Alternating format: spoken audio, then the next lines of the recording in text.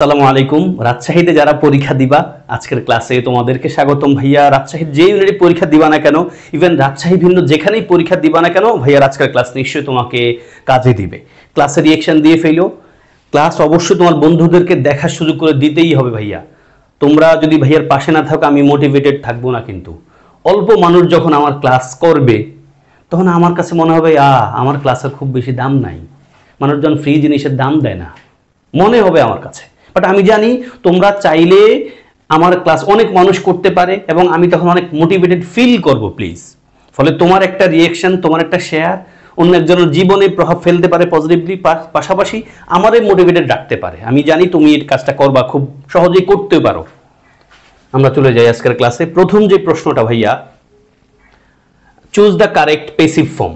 Choose the correct passive form, কোন বাক্যটা correct? খুব ইজি কোয়েশ্চেন, উত্তর নিশ্চয় পেয়ে গেছো। এবং এই টাইপের প্রশ্ন রাজশাহীতে আর মেডিকেলে দেখা যায়। এই দুই জায়গা ছাড়া এত সহজ টাইপের প্রশ্ন আসে। তুমি বলবো স্যার এত সহজ প্রশ্ন আসে, কেউ কেউ বলে যাও ভাই আমি বানাই দিই তোমার জন্য, এগুলো সব পরীক্ষায় আসছে।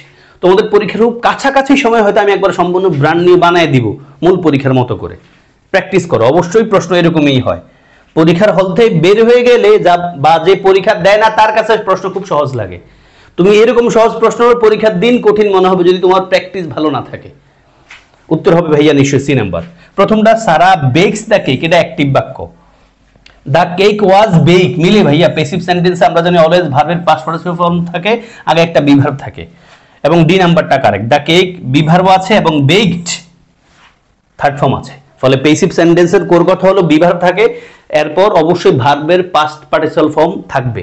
হ্যাঁ, এই প্যাসিভ সেন্টেন্সের অ্যাক্টিভ হলো এই নাম্বারটা। তাহলে সারা বেকস দ্য কেকের প্যাসিভ কি? The cake was baked by Sara. Next, choose the correct synonym for ephemeral. বিশেষ পরীক্ষার প্রশ্ন। তুমি রাজশাহীতে যেখানেই পরীক্ষা দিবা নিজের ইউনিট তো ধুমায় পড়বা। প্রিভিয়াস কোয়েশ্চেন, ধরো তুমি এই ইউনিটে পরীক্ষা দিবা, এ এবং বি ইউনিটের প্রশ্ন সমাধান করবা ইংলিশ পার্টটা, প্লাস ঢাকা ইউনিভার্সিটির প্রশ্ন সমাধান করবা এবং বিসিএস পরীক্ষার প্রশ্ন সমাধান করা বাধ্যতামূলক যারা ইংলিশে খুব ভালো করতে চাও।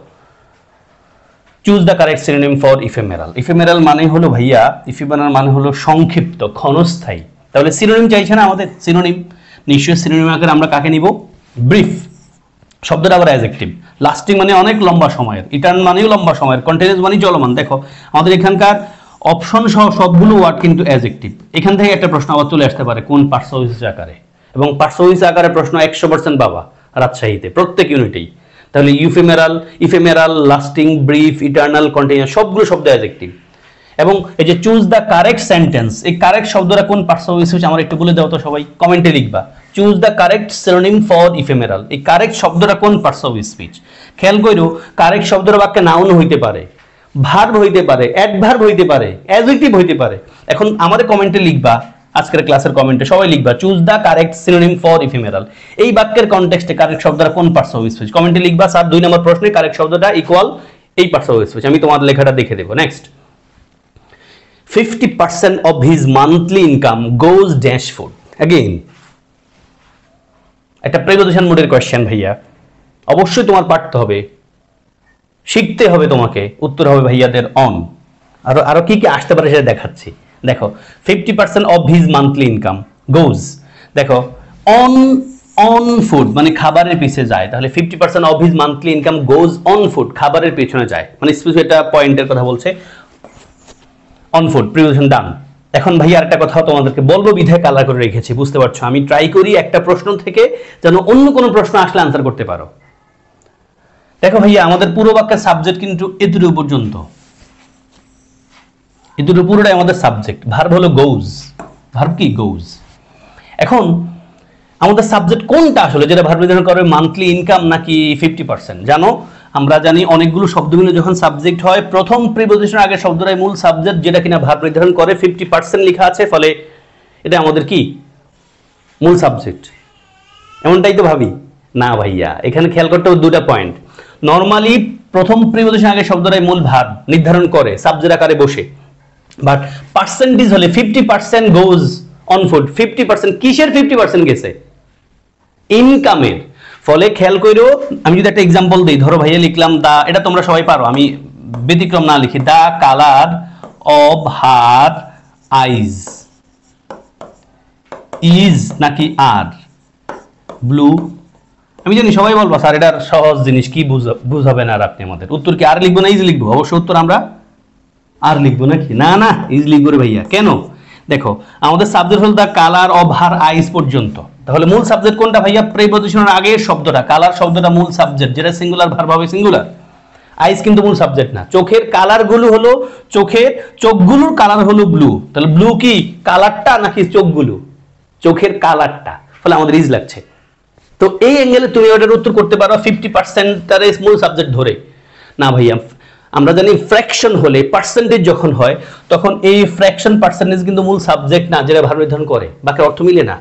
50% যায় খাবারের উপর। কিসের 50% যায়? তার ইনকামের, মান্থলি ইনকামের। ফলে মূল সাবজেক্ট কিন্তু ফ্র্যাকশন ছাড়া অন্য সময় প্রিপজিশন আগেরটা, ফ্র্যাকশন পার্সেন্টেজ হলে প্রিপজিশনের পরবর্তী শব্দটা মূল সাবজেক্ট, যেটা ভার্ব নির্ধারণ করে।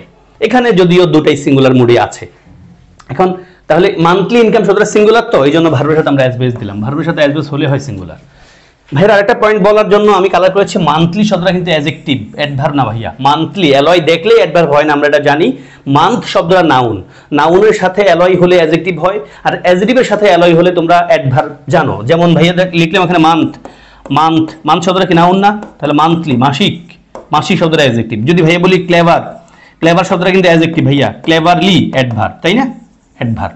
তাহলে নাউনের সাথে অ্যালয় হলে অ্যাডজেক্টিভ, অ্যাডজেক্টিভ, আর অ্যাডজেক্টিভের সাথে অ্যালয় হলে অ্যাডভার্ব। পাশাপাশি এখানে কিন্তু মান্থলি ইনকাম বোঝা যাচ্ছে ভাইয়া, ইনকাম শব্দটা যদি নাউন হয়, নাউনে মডিফাই করে মান্থলি শব্দটা অ্যাডজেক্টিভ। দেখো এক জায়গা থেকে কত কথা বললাম।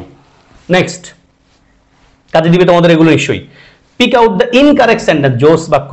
বলো কোন বাক্যটা ভুল ভাইয়া, বের করো কোন বাক্যটা ভুল। ইনকারেক্ট প্রশ্ন বুঝছো ভাইয়া, আমার এক্সপেরিয়েন্স বলছে স্টুডেন্টরা কারেকশন আকারে প্রশ্ন সমাধান করতে গেলে মোস্ট অফ দ্য কেসেস তারা কারেক্ট সেন্টেন্স খোঁজে, বাট প্রশ্ন বুঝতে হয় ইনকারেক্ট বাক্য বল কোনটা। তার মানে 4টা বাক্যে 3টা ঠিক আছে, একটা ভুল, যেটা ভুল সেটাই উত্তর। উত্তর দেখাবো? ইয়েস, উত্তর হবে ভাইয়াদের সি নাম্বার। কেন সেটা আসো। ইনকারেক্ট চাইছে, ভুল কোনটা? তোমরা জানো নিশ্চয়ই, one of the, each of the, either of the, neither of the পরে নাউন হয়, প্লুরাল ভার্ব হয় কি সিঙ্গুলার। ফলে দেখো ভাইয়া ওয়ান অফ দা গার্লস ওয়াজ, ঠিক আছে না? ঠিক আছে না, আমাদের চাইছে ভুলটা। ঠিক আছে, বাক্যটা কারেক্ট, কিন্তু আমাদের চাইছে ভুলটা, ভুলটাই আমাদের এখানে কারেক্ট উত্তর। Either of you or he, আমরা জানি আইদার অর, নেদার নট দিয়ে যখন দুই সাবজেক্ট যুক্ত হয় তখন সেকেন্ড সাবজেক্টটা আমাদের ভার্ব নির্ধারণ করে, ফলে হির সাথে ওয়াজ বসে। ঠিক আছে, কারেক্ট।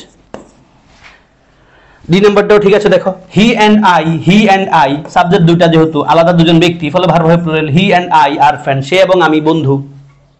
ঠিক আছে, এখন ভুল এটা, এটা ভুল, ভুলটা আমাদের উত্তর। কেন ভুল এটা? দেখো each of them were given, ভাই each of them were given শাব্দিক অর্থে মিলে যায় যে তাদের প্রত্যেককে দেওয়া হয়েছে পুরস্কার, বাট ভাইয়া নিশ্চয় তোমরা জানো যে ইচ, ইচ শব্দটা নিশ্চয়ই সিঙ্গুলারকে রেফার করে। ইচ শব্দের পর যদি সরাসরি নাউন আসে, each person, each student, each player, each book, each pen, তার মানে ইচের পরে নাউনটা সিঙ্গুলার হয়, ভার্বটা সিঙ্গুলার হয়।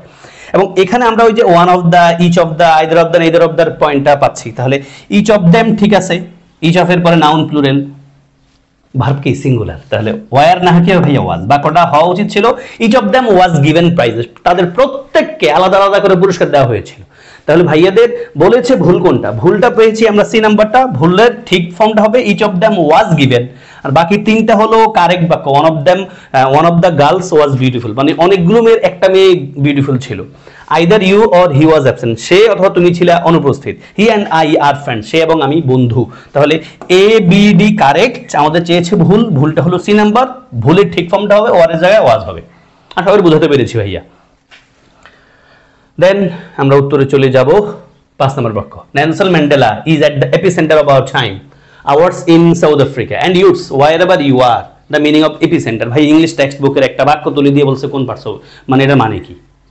কঠিন না নিশ্চয়ই, পারা উচিত তোমাদের। এপিসেন্টার শব্দটার মানে কি হবে এখানে? Nelson Mandela is at the epicentre of our time, ours in South Africa and youths wherever you are, the meaning of epicentre. Epicentre মানে কি? কেন্দ্রবিন্দু, মানে তিনি সংযোগ করেন, তাই না? ফলে উত্তর নিশ্চয়ই তোমরা লিখবা নেক্সাস, নেক্সাস, নেক্সাস। নেক্সাস মানে কি? নেক্সাস মানে হলো, দেখো লিখেছি, an important connection between the parts of a system or a group of things. Times Square is the nexus of the New York subway. দেখো নেক্সাস মানে কি সংযোগ স্থল, ফলে আমরা বললাম Nelson Mandela is at the epicentre, at the epicentre, এটা দিয়ে আবার প্রিপোজিশন আকারে প্রশ্ন আসতে পারে। ইন দ্য এপিসেন্টার বলা যাবে না, এট দ্য এপিসেন্টার। তাহলে এপিসেন্টার দ্বারা কি বোঝায় ভাইয়া? নেক্সাস, এটা সংযোগ স্থল। এই ছিল তোমাদের জন্য আজকের ক্লাস। ক্লাস করে উপকার পেলে আমাকে অবশ্যই জানাবা, ক্লাসগুলো চাও কিনা সেটা বলবা, বন্ধুদেরকে দেখার সুযোগ করে দিতেই হবে ভাইয়া, ক্লাসে রিয়েকশন দিও। ইংলিশ নিয়ে যদি প্যারায় থাকো, একটু সাজানো গোছানো সহজ টু দ্য পয়েন্ট ইংলিশ প্রস্তুতি আমার সাথে নিতে চাও, তুমি একবার বেসিক লেভেলে থাকলেও ভাইয়ার ক্লাসে জয়েন করতে পারো মাত্র 510 টাকায় আমার কোর্সে জয়েন করতে পারো। কোর্সে জয়েন করতে চাইলে এই নাম্বার আমাকে হোয়াটসঅ্যাপ মেসেজ দিবা 01303665984। তোমাদের সবার জন্য শুভকামনা, ভালো থেকো। আসসালামু আলাইকুম ওয়া রাহমাতুল্লাহ।